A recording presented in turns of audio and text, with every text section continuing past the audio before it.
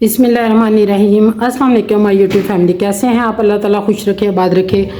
और आज मैं आप लोगों को बताऊंगी सजदे के बारे में। कुरान पाक में 14 सजदे आए हैं, ये किस तरह करने हैं ये आज आप लोगों को मैं अपने छोटे से प्लेटफॉर्म से आप लोगों से ये बड़ा सा मैसेज शेयर करूंगी, जिसका जानना हम हर मुसलमान के लिए ज़रूरी है।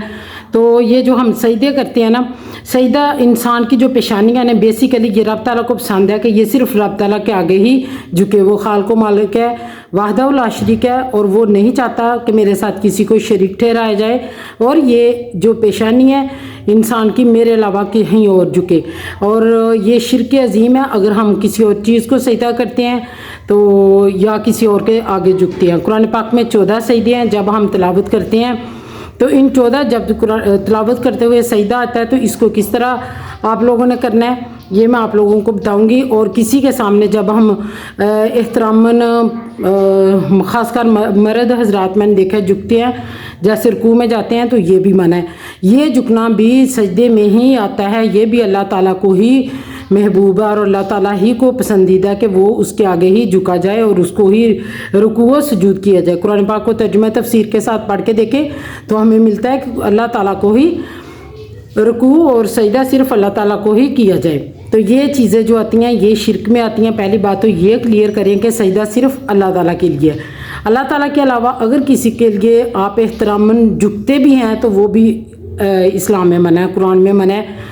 और अल्लाह ताला को रुकू करो, सजदा करो, ये सिर्फ अल्लाह ताला के लिए, और अल्लाह ताला ही को जचता है और वही इस चीज़ का खालिक मालिक राज़िक है हम सबका, और वही इस चीज़ का हकदार है कि उसी को सजदा किया जाए, उसी के आगे झुका जाए, उसके साथ किसी को शरीक ना ठहराया जाए। दूसरी बात यह कि जब हम सजदा तिलावत करते हैं, तिलावत करते वक्त जहाँ सजदा आता है ना तो वहाँ आप लोग उसी वक्त कर लें सजदा, तो बाद में भी कर सकते हैं, क्योंकि ये जो सजदा है ये कोई फ़र्ज़ी इबादत नहीं है कि आपने लाजमी ही करना है और फ़ौरन ही करना है। और ये कुरान पाक की एक सूरत है, उसकी आयत बताऊंगी। अगर कोई ज़ालिम जाबर हुक्मरान है तो वो या कोई शख्स है या घर में कोई गड़बड़ है, ये बहन भाइयों में कोई इख्तलाफात है, मियाँ बीवी में कोई एक जाबर ज़ालिम बन गया, तो उसको किस तरह आजिज़ बनाना है, किस तरह उसको उसका जो तकब्बर है वो ख़त्म करना है, उसको इज्ज़त में किस तरह लाना है, ये सजदे में ये भी आप लोगों से शेयर करूँगी। तो दूसरा ये कि जब आप सजदा करते हैं एक किसी कुरान पाक की किसी सूरत की तिलावत करते हैं जिसमें सजदा आता है, तो आप उस सूरत की 10 दफ़ा तिलावत करते हैं, 15 दफ़ा करते हैं, 12 दफ़ा करते हैं, तो सजदा सिर्फ आपने एक दफ़ा करना है। तीसरी बात यह कि जब कोई ज़ालिम जाबर कोई भी रिश्ता है, कोई हुक्मरान है, कोई मोहल्ले वाला कोई शख्स है, उसका आप लोगों को तंग करता है, आप लोग परेशान है किसी वजह से, औलाद सरकश हो गई है, मियाँ बीवी में से कोई सरकश हो गया, तो उसको राह रास्त पर किस तरह लाना है ये मैं कुरान पाक की एक आयत शेयर करूँगी। सजदा इस सूरत में भी सजदा आता है और इसकी आयत को आपने किस तरह पढ़ना है मैं अपने छोटे से प्लेटफॉर्म से आपको बताऊँगी।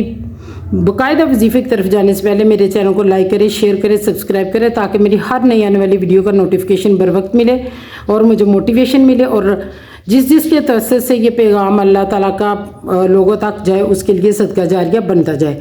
तो करना क्या है कि कुरान पाक की सूरत है सूरह रात, आयत नंबर 15, वलिल्लाहि यस्जुदु फातिरिस समावाति वल अर्ज़, इस तरह करके तो इसको आपने 27 दफ़ा पढ़ना है, एक ही नशिस्त में, एक ही मजलिस में बैठे हुए, और एक दफ़ा सजदा करना है और फिर अल्लाह के हुजूर दुआ करनी है उस बंदे के लिए, औलाद के लिए, औलाद सरकश या बागिया, कोई जाबर ज़ालिम कोई रिश्ता है, कोई वैसे ही कोई हुक्मरान है, कोई ऑफिस में बॉस तंग करता है, कोई जॉब का मसला है, तो फिर आप उसके लिए इसको पढ़ें।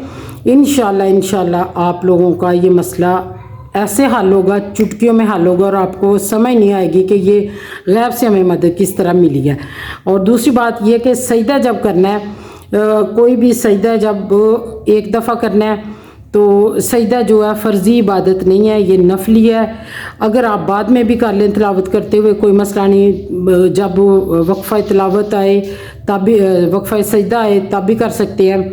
तो आपने इसको अगर इसे जमात के सामने कर रहे हैं या बहुत ज़्यादा हजूम है, ख़वातीन इकट्ठी हैं, तो फिर सबके सामने इसको नहीं करना।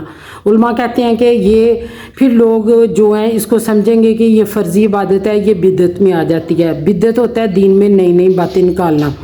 तो इस पे फिर मैं किसी और वक्त आपको समझाऊंगी, ये आपसे शेयर करूंगी। ये टॉपिक लंबा चौड़ा हो जाएगा तो वीडियो भी लंबी हो जाएगी। तो ये था मेरा छोटा सा मैसेज अपने छोटे से प्लेटफॉर्म से। मिलेंगे नए वीडियो में नए टॉपिक के साथ। टिल देन अल्लाह हाफिज़।